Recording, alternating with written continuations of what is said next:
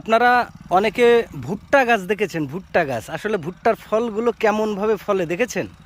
এই এক একটা গাছে একটা থেকে দুইটা ভুট্টা হয়। দেখুন, এই যে ভুট্টা, এই যে গাছ, এই গাছের থেকে এই একটা থেকে দুইটা ভুট্টা হয়। আপনারা দেখতে পাচ্ছেন প্রতিটা গাছে অসংখ্য ভুট্টা। আপনারা আপনাদের সামনে এখন একটা ভুট্টা নিয়ে আমি দেখানোর চেষ্টা করব।